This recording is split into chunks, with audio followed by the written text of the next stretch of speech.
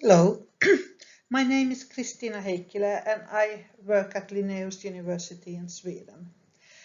I am going to present you a study that me and my colleagues have conducted about experiences of a bridging program for nurses educated outside the European Union, EES, or as we also mention them as internationally educated nurses, and about the integration to the Swedish nursing profession.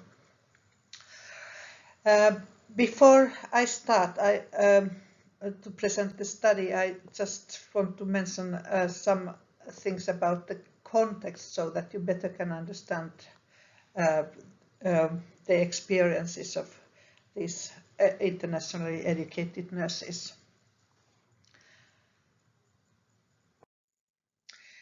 Before you can apply, you must show that you can fluent Swedish at high school level in so-called Swedish as a second language, and that you have a diploma level in nursing from some country, and that this diploma is verified by the Swedish National Board of Health and Welfare. Thereafter, there are two ways to get the Swedish registration. You can do a test in Swedish, take a course in legal issues around the healthcare, and a 3 months clinical practice in some healthcare ward or clinic. The occasions and times that you can redo the tests are limited. So if you pass, you have less possibilities to manage this way, and if you fail enough many times, you may not get your registration. The other way is to take the bridging program, and you can do it in 5 universities around in Sweden, and the program lasts for 1 year, and if you pass, you can apply for the registration as a nurse directly. The content of this bridging program is similar in all 5 universities and concerns medical issues and pharmacy, person-centered care, legal issues around healthcare system in Sweden, and it includes both practical and clinical training, and all education is in Swedish. The bridging program was originally created as a complement for the first way, in order to enable for nurses to reach the registration faster, as it had shown that the first way was time-consuming, and besides, many persons failed to get the registration. And this is in the political agenda a failure in order to integrate highly educated persons to the labor market. And at the same time, we also have a lack of registered nurses in healthcare in Sweden. So the program tried to match the needs of healthcare sector and the needs and wishes of the internationally educated nurses to be integrated in the Swedish healthcare labor market. So it was a win-win situation.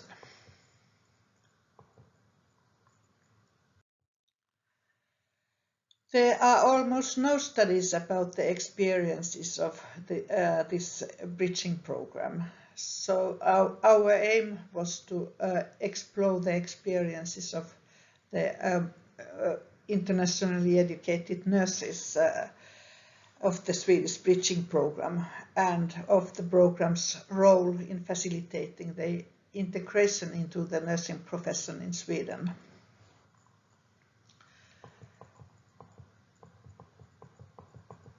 We conducted 11 semi-structured interviews, face-to-face or by telephone, with 2 cohorts of students in the bridging program, in 1 university in the end of or short after their education had finished. They came from Eastern Europe, Middle East, Asia, and Africa, and they had stayed in Sweden for 3 to 16 years. The analysis process was hermeneutical and based on Edmund's interpreted thematic approach.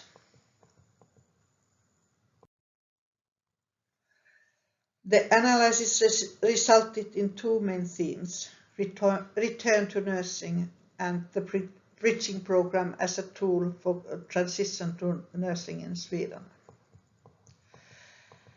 The participants described themselves as persons with a strong will and felt strongly motivated to become registered nurses again.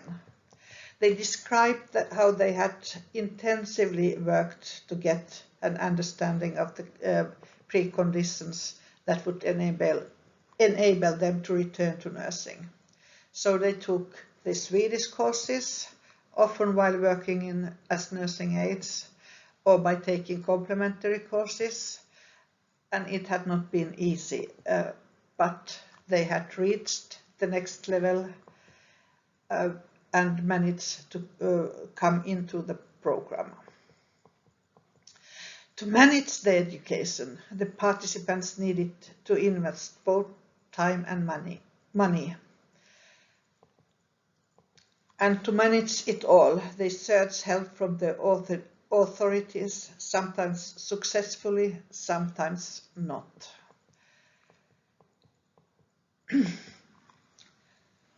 However, many of the managers and supervisors they had met had been helpful and had aided the participants to the next step and had given good advices for them.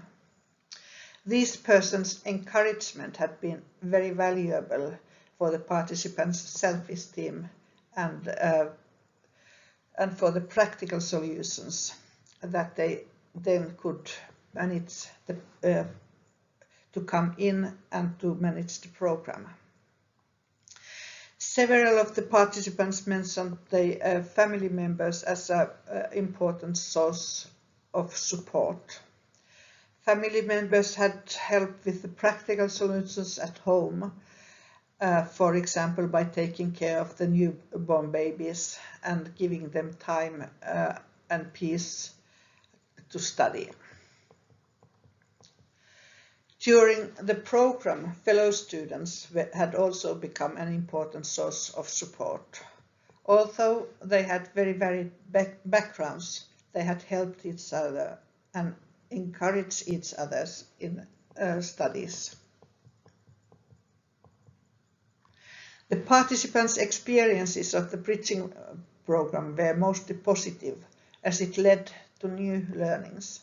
For example, the patient autonomy and person-centered care were new learnings for several of the participants, as well as the teamwork and the relatively independent role of Swedish nurses. Generally, the theoretical courses related to medical competencies were by many experienced as repetitive or merely affirmative to the knowledge they already had, while the practical courses, especially clinical training, were regarded to have a greater value as they had learned about the Swedish nursing care practice and of the healthcare system also. Clinical training also placed them to challenging situations, especially when it came to digital solutions and the journal system. The journal system was experienced as extra challenging, as it also demanded good language skills, and several of the participants felt a bit unsecure whether they used the right type of expressions and language, which box to check, and what to write in the journal. For some persons, there had been misunderstandings during the clinical training. For example, in what kind of students they were. An example was a supervisor who had thought that the student was a language trainee and therefore had not given the student proper nursing assignments to do, and thus the student did not manage the program goals and failed and had to do the clinical training again. Others had experienced even language problems, which at worst resulted that they had to redo their clinical training. And thus they were delayed in their education. This made them disappointed and unsecure of the future. However, in general, the participants were proud when they had managed to pass the program and thus become to reach the goal to become a Swedish nurse. One of the participants told, I was nervous up until the last day.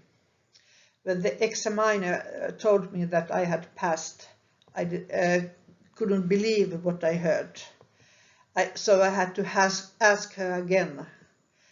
It was such an amazing feeling to have passed. The achievement of management of the education and the clinical practice was the base for the transition to the nursing in Sweden and highly appreciated by the participants. Although many participants wanted even more clinical training. And the program had led to interest for new future plans, aiming to become a specialist nurse in a couple of years after some more work experience, and thereby they wanted to strengthen their integration into the nursing profession in Sweden.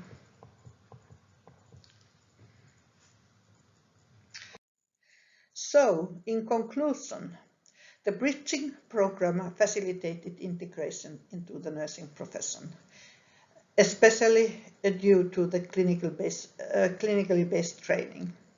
However, it's important to recognize and value the internationally educated nurses' experiences and previous knowledge and training when developing the bridging program's curriculum, and maybe have more about clinical training and a little bit less about medical issues in the education.